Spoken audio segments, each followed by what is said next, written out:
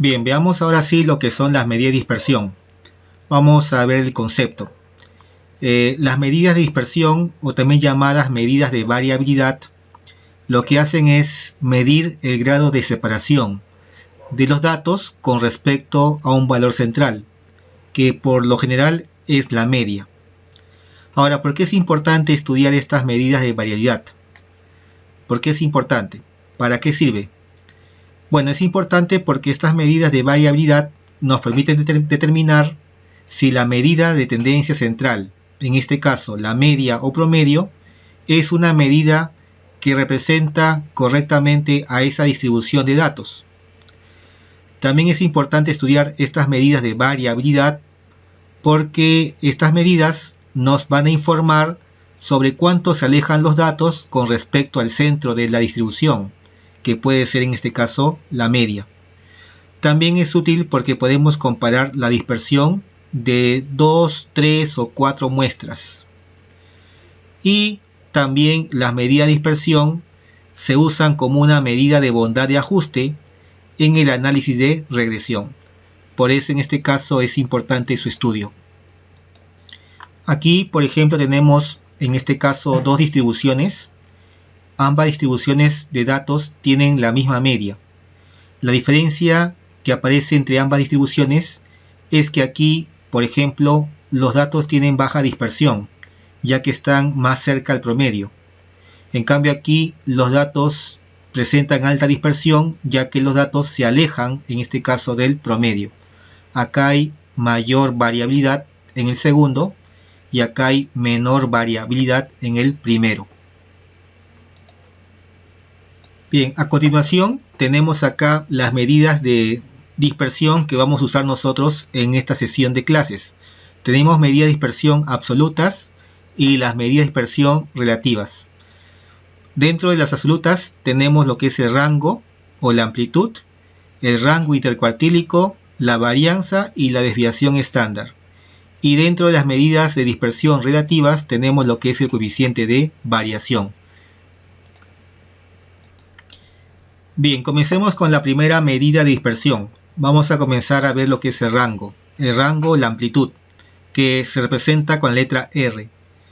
Bueno, el rango en este caso se define como una diferencia entre el mayor valor y el menor valor de un conjunto de datos. Bueno, acá está la forma matemática como se representa el rango, ¿no? Diferencia entre el valor máximo y mínimo. Aquí, por ejemplo, algunas características del rango es que solamente usa dos datos, el máximo y el mínimo. Otra característica en este caso del rango es que el rango es una medida que se va a ver afectado por los valores atípicos. Por ese motivo que esta medida que está acá no se recomienda usar. Otra característica importante es que el rango es una medida de dispersión, la cual es bastante simple de calcular. Además, en este caso el rango se usa cuando el número de datos es pequeño, ¿no? Ahí se recomienda usar esta medida de dispersión. Bien, veamos aquí ejemplos del rango. Veamos acá, ¿no? Dice, se tiene el tiempo de espera en minutos de los pacientes que acudieron al servicio de medicina en el Hospital San Pedro, diciembre de 2020. Estos son los tiempos de espera, ¿no? 10 minutos, 13 minutos, 22 minutos, hasta 48 minutos. Nos piden determinar la variabilidad total de los tiempos de espera. O sea, nos piden hallar, en este caso, el rango. Y para eso buscamos el máximo y el mínimo, ¿no? El mínimo vale 10, el máximo vale 50. Acá está el máximo aquí y acá el mínimo. Por lo tanto, restamos 50 con 10 y me va a dar 40. 40 minutos es el rango. Aquí igual tenemos los datos que corresponden a las notas del curso de Estadística General de la UCSUR. Tenemos acá un conjunto de notas. Tenemos por ejemplo acá la nota mínima que vale 7, la máxima 18 y nos piden determinar la variabilidad total de los datos. Por lo tanto, lo que hacemos nosotros para hallar esta variabilidad es restar el valor máximo con el valor mínimo. Restamos 18 con 7 y me va a dar 11. 11 puntos sería el rango en este ejemplo. Bien, veamos ahora lo que es el rango intercuartílico. El rango intercuartílico, por ejemplo, es una medida de dispersión que se define en este caso como una diferencia. Es una resta entre el tercer cuartil y el primer cuartil. Por lo tanto, tenemos que aquí el rango intercuartílico RIC es cuartil 3 menos cuartil 1. Este rango intercuartílico nos indica la variabilidad total del 50% de los datos centrales. Es la variabilidad total del 50% de los datos que están ubicados en el centro y que se encuentran limitados entre el cuartil 1 y el cuartil 3. Bueno, aquí tenemos algunas características del rango intercuartílico, que su cálculo es sencillo porque solamente se basa en restar dos cuartiles, el 3 y el 1. El rango intercuartílico no es afectado por valores atípicos, por eso que se recomienda su uso. Además, el rango intercuartílico se usa cuando la mediana es una medida que representa correctamente al conjunto de datos.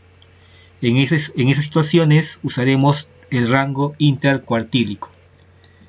Bien, veamos ahora un ejemplo.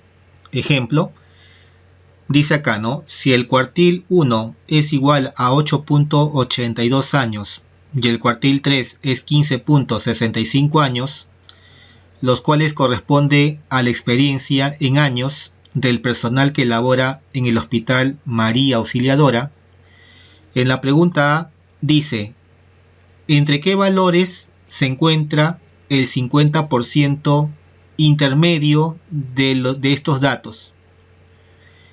Nos piden saber entre qué valores se encuentra el 50% intermedio, el 50% central de los datos. Dijimos que el 50% central de los datos se encuentra entre el cuartil 1 y el cuartil número 3.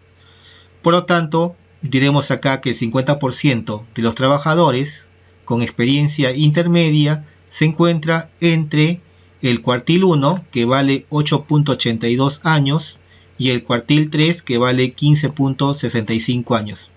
Entre esos valores se encuentra el 50% de los trabajadores, es decir, el 50% de los trabajadores con experiencia intermedia. Y bien, en la pregunta B nos piden hallar en este caso el rango intercuartílico, y para esto lo que hacemos es restar en este caso el cuartil 3 con el cuartil 1. Reemplazamos acá el cuartil 3 por 15.65 y el cuartil 1 por 8.82, restamos y eso me da 6.83 años. Esto sería el rango intercuartílico, o también diremos que este rango intercuartílico representa la longitud de la caja, ¿no? Que vale 6.83.